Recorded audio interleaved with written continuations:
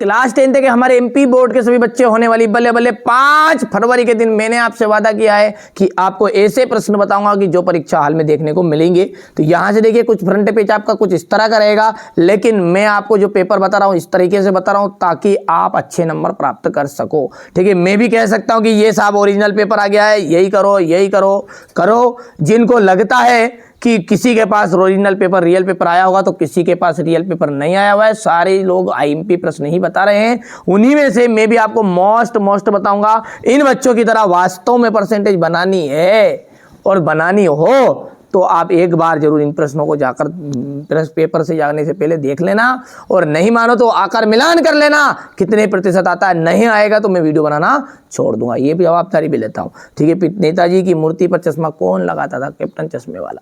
दूध का दूध, पानी का क्या अर्थ है? सही न्याय। साना साना हाथ जोड़ी किसकी रचना है? मधुकांत जी की। रीतिकाल की समय सीमा मानी गई है 1643 से 1843 तक। युग धारा किसकी रचना है? नागार्जुन।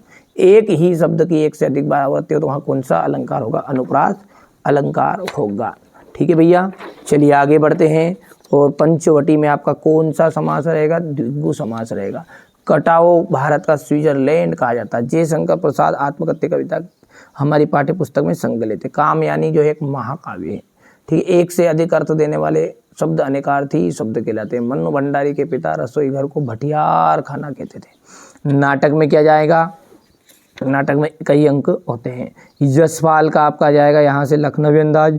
उल्लू का जाएगा यहाँ पर उल्लू बना मूर्ख बनाना आ जाएगा। हिरोशिमा का जाएगा, तो यहाँ पर देखिए असत्य हो जाएगा, क्योंकि जिसमें भी गिनती आए वो द्विगु समास होता है। ठीक है भैया।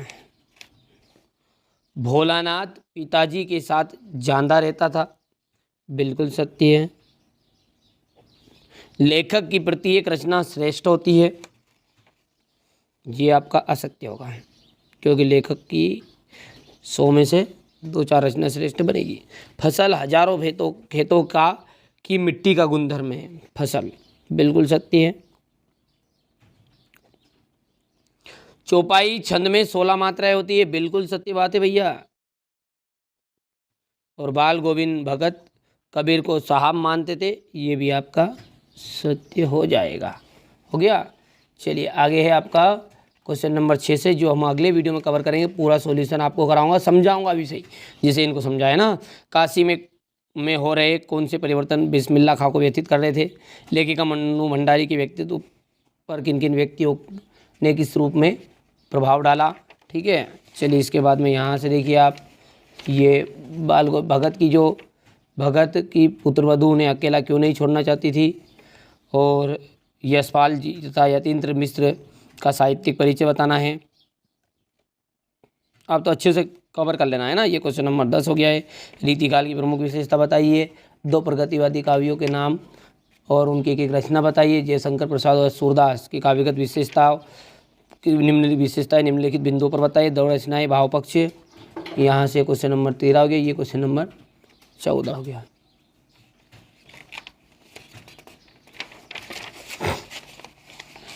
यहाँ से देखिए महाकाव्य किसे कहते हैं? रौद्र रस की विशेषताएं। चौपाई छंद की परिभाषा। नाटक और एकांकी में कोई दो अंतर। गद्य किसे कहते हैं? सिंपल से प्रश्न आएंगे आपके, और इनको आप अच्छे से कवर भी करोगे। मैं समझाऊंगा ना आपको पूरा सॉल्यूशन, चिंता किस बात की है। अनुच्छेद भी बताऊंगा, संवाद कैसे लिखना, वो सब कुछ आपको सिखाया जाएगा। यहाँ से देखिए बीएससी लखन मृदु बानी अहो मुनीष महाभट मानी। ठीक है, जो परशुराम जी है ना, उनको क्रोध आ रहा था लखन की कड़वी बातें सुनकर, है ना भैया। यहाँ से देखिए क्वेश्चन नंबर 1, काशी में हो रहे परिवर्तन बिस्मिल्लाह खां को किस तरह व्यथित करते थे? देखिए काशी में हो रहे जो परिवर्तन है ना, बिस्मिल्लाह खां को व्यथित कर रहे थे।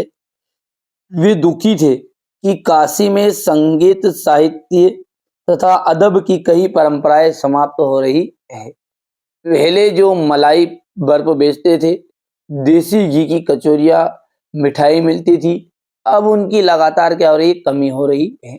गाने वालों में संगीत के प्रति जो अदब था वो भी समाप्त हो रहा, इसलिए बिस्मिल्लाह खां व्यतीत हो रहे।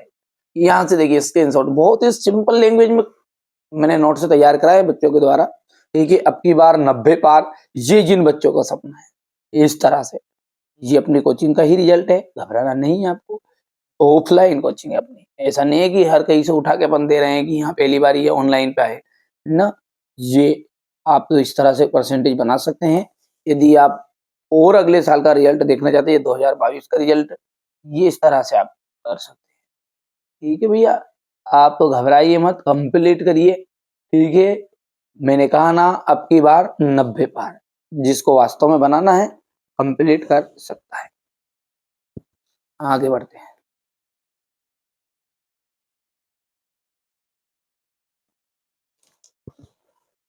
लेखिका मन्नू भंडारी के व्यक्तिगत पर किन किन व्यक्तियों का किस रूप में प्रभाव पड़ा? तो लेखिका मन्नू भंडारी को दो व्यक्तियों ने विशेष रूप से प्रभावित किया।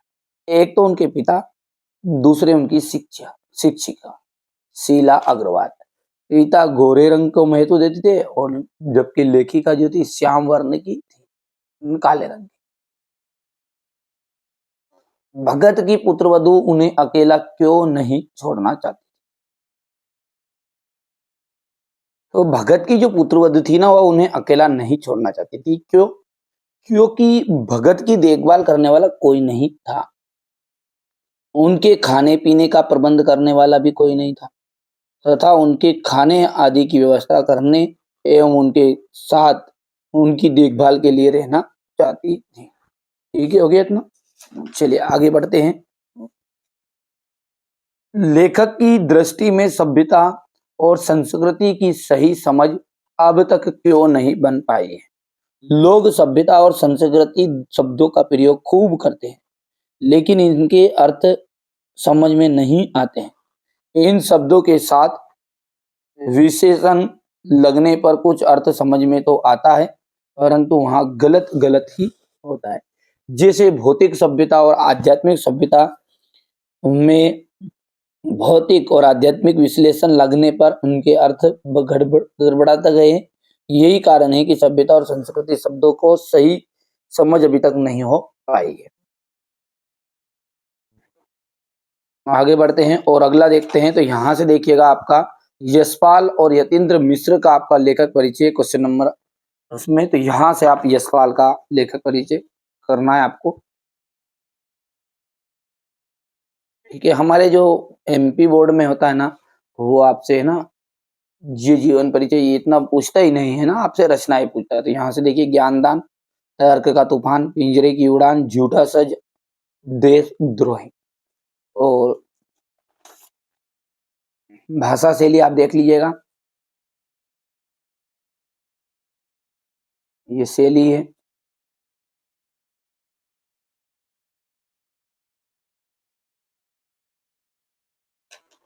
साहित्य में स्थान। ठीक है भैया, चलिए इसके बाद में आगे बढ़ते हैं ना। तो अगला देखते हैं अपना,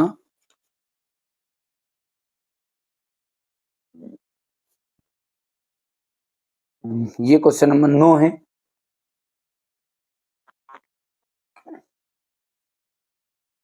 समास विग्रह करना है रातों रात का, रात ही रात में। और अव्ययी भाव समास, इसमें वंशधर का वंश को धारण करने वाला हो जाएगा और कर्म तत्पुरुष रहेगा।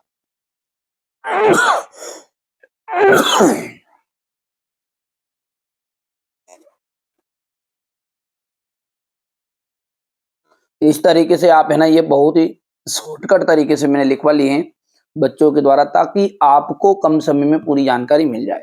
ये अथवा रहेगा इसका। ये क्वेश्चन नंबर 11 है। यहां से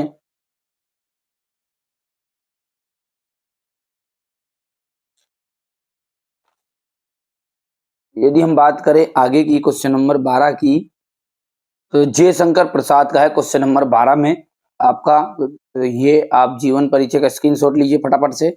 देखिए, यहां से पूछता है अपने एमपी बोर्ड में, थे ना भैया, रचनाएं हैं कामयानी, लहर, झरना, आंसू। काव्यारी, लहर, झरना, आंसू। करुणालय, चित्रधार, प्रेम पथिक, महाराणा का महत्व, कानन कुसुम आदि। ये आप पहले ऊपर के चार भी बहुत है, कामयानी, लहर, झरना, आंसू। और भाव पक्ष की बात करें तो समस्ता का इन्होंने संदेश दिया है, ठीक है। दूसरा है छायावाद के ये जनक माने जाते हैं। पढ़ लेना आप, थोड़ा थोड़ा सिंपल है।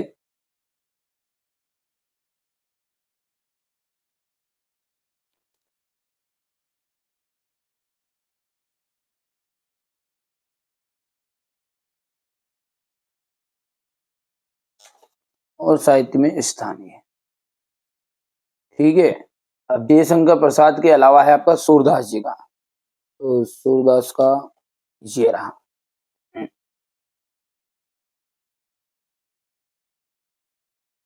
हो गया।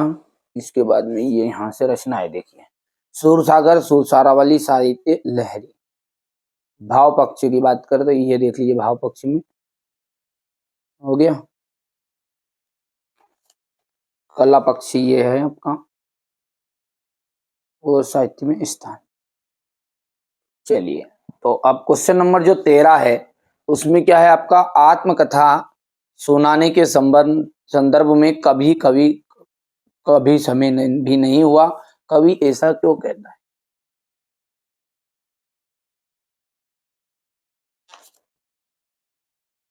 यहां से क्वेश्चन नंबर 14 है।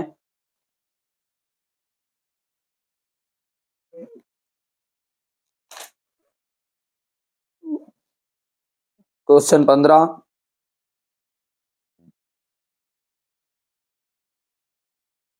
रौद्र रस को का उदाहरण आपको बता देना है, यहाँ से लिख लेना है। बच्चों ने नहीं लिख पाए तो ये प्रश्न आप कर लेना, कंप्लीट मिल जाता है वैसे तो। चौपाई छंद की परिभाषा, अतिशयोक्ति अलंकार की परिभाषा,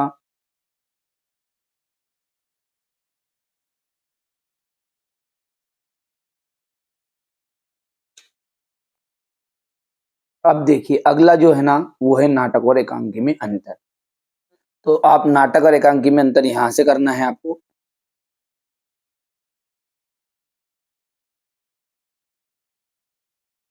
ठीक है, ये बढ़िया से कंप्लीट करना भैया, है ना।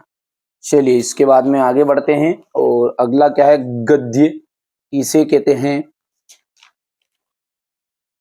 संदर्भ प्रसंग व्याख्या है क्वेश्चन नंबर 18 से। तो ये क्वेश्चन नंबर 18 से पहले तो आप पेपर में स्क्रीनशॉट ले लो अच्छे से। ये यहाँ से